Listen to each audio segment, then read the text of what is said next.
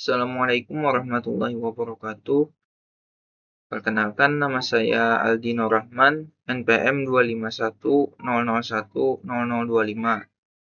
Hari ini saya akan menjelaskan komponen yang umum terdapat pada motherboard. Motherboard adalah tulang punggung setiap komputer, tempat semua komponen vital bertemu dan berkomunikasi. Memahami komponen-komponennya sangat penting bagi para penggemar PC dan teknisi. Komponen utama. Setiap motherboard memiliki serangkaian komponen inti yang esensial untuk fungsinya. Ini adalah bagian-bagian yang menentukan kemampuan dasar dan kinerja sistem Anda. Soket CPU. Tempat prosesor dipasang memungkinkan komunikasi vital antara CPU dan komponen lainnya. Chipset bertindak sebagai pusat komunikasi, mengelola aliran data antara CPU, RAM, dan perangkat periferal. Slot RAM, tempat modul memori acak dipasang menyediakan penyimpanan data sementara berkecepatan tinggi untuk CPU. Sistem daya dan pendinginan. Stabilitas dan umur panjang motherboard sangat bergantung pada sistem manajemen daya dan pendinginnya yang efisien. Ini memastikan komponen beroperasi pada kondisi optimal. VRM, Voltage Regulator Module, bertanggung jawab untuk menyediakan daya bersih dan stabil ke CPU, mengonversi tegangan dari catu daya. Heatsink VRM dirancang untuk membuang panas dari VRM, mencegah overheating, dan memastikan stabilitas sistem di bawah beban berat. BIOS atau UEFI dan pengaturan sistem. BIOS atau UEFI adalah firmware yang bertanggung jawab untuk inisialisasi hardware selama proses booting dan menyediakan antarmuka untuk konfigurasi sistem dasar. BIOS atau UEFI chip berisi program firmware yang mengelola startup komputer, pengujian hardware, dan pemuatan sistem operasi. Baterai CMOS menyediakan daya untuk chip CMOS yang menyimpan pengaturan BIOS atau UEFI dan waktu sistem saat komputer mati. Konektivitas daya internal. Konektor daya pada motherboard mendistribusikan listrik ke berbagai komponen, memastikan setiap bagian sistem menerima daya yang cukup untuk beroperasi. Konektor daya utama, biasanya konektor 24 pin ATX, menyuplai daya utama ke motherboard dan komponen vital. Konektor daya CPU, konektor 4 pin, 8 pin atau kombinasi untuk menyuplai daya tambahan dan spesifik ke prosesor. Konektor daya periferal, berbagai konektor seperti SATA, power, atau VCLE, power tambahan untuk kartu grafis dan drive. Slot ekspansi. Slot ekspansi memungkinkan pengguna untuk menambahkan kartu fungsionalitas tambahan seperti kartu grafis, kartu suara, atau kartu jaringan untuk meningkatkan kemampuan komputer. PCI Express x16, slot utama untuk kartu garis berkinerja tinggi menyediakan bandwidth data yang tepat. PCI Express x1 digunakan untuk kartu ekspansi yang lebih kecil seperti kartu suara atau kartu jaringan. PCI slot lama yang masih ditemukan di beberapa motherboard kompatibel dengan kartu warisan. Penyimpanan atau vault storage. Vault penyimpanan adalah antarmuka yang menghubungkan drive penyimpanan HDD SSD ke motherboard, memungkinkan sistem untuk membaca dan menulis data. SATA ports, antarmuka standar untuk menghubungkan hard disk drive HDD dan solid state drive SSD berbasis SATA. M.2 slot NVMe atau SATA. Slot kecepatan tinggi untuk SSD modern, mendukung antarmuka NVMe Non-Volatile Memory Express untuk kinerja superior atau SATA.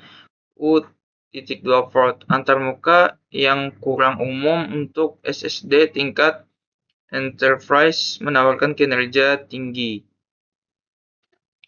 port, dan header internal. Berbagai header dan port internal di motherboard menghubungkan fitur-fitur panel, depan casing, dan perangkat internal lainnya.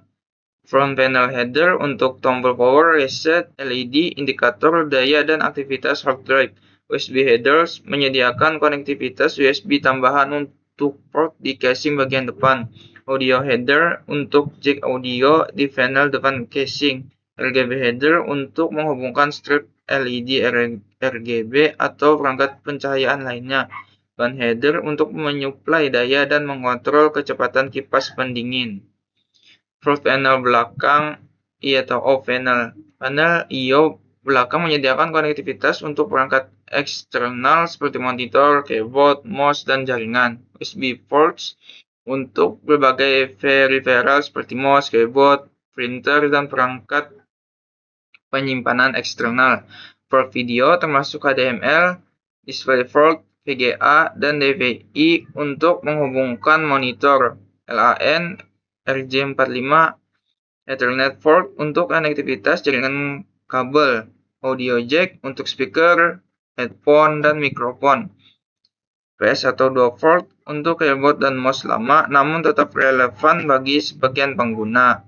Wi-Fi antena konektor untuk konektivitas nirkabel jika motherboard dilengkapi Wi-Fi terintegrasi. Mungkin itu saja yang bisa saya dapat sampaikan. Kemudian yang selanjutnya ada 2 video pemasangan beberapa komponen-komponen pada motherboard. Tutorial merakit CPU dengan mudah. Komponen yang harus disiapkan ada motherboard, power supply, heatsink, prosesor, SSD, dan RAM. Pertama kita pasang prosesor pada motherboard. Geserkan tanda segitiga pada soket, lalu tutup ke bawah dengan lembut.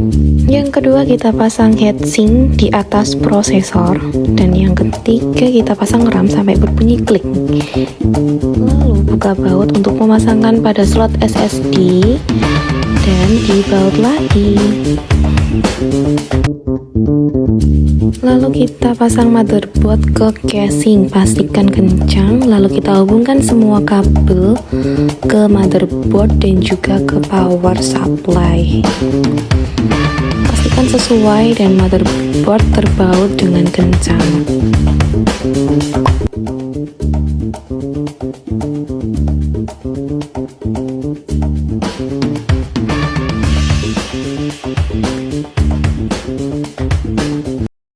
Oke cuy, dari semua step perakitan sebuah PC yang menurut gue paling bikin belibet adalah tentang nyolokin front panel ya. Karena ini kalau lu salah nyolok aja ini nggak akan nyala gitu loh.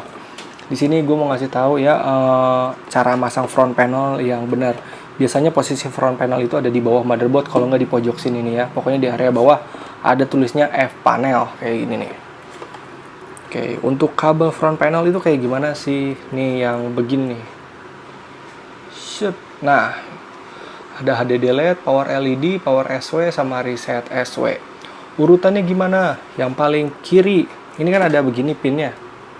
Pokoknya paling kiri itu HDD LED. Habis HDD LED itu reset, habis reset itu power, habis power LED gitu ya. Oke, kita praktekin langsung aja nih ya. Kita zoom. Oke. Di kiri bawah ada HDD LED ya, Set. Habis HDD LED pasti reset nih. Habis reset atasnya pasti power. Nah, habis power terus yang plus minus, biasanya sih plusnya sebelah kanan, minusnya sebelah kiri. Tapi katanya sih kalau kebalik juga nggak apa-apa. Udah, cuman gini aja sih front panel. Kalau udah gini harusnya bakal nyala. Ya, front panel memang suka kadang bikin kacau, kagak nyala gara-gara salah nyolok doang. Oke, gampang kok. Sisanya untuk colokan-colokan kabel lain menurut gua gampang aja sih. Di sini 24 pin, biasanya di sini ada USB 3.0, di sini USB. Ini ada audio, ada USB lagi. Ini colokannya juga udah gini sih, tinggal ikutin aja. Udah ada namanya HD audio. Di sini juga ada audio. Ini ada HD, ada USB. Di sini USB. Udah tinggal colok-colok doang. Oke.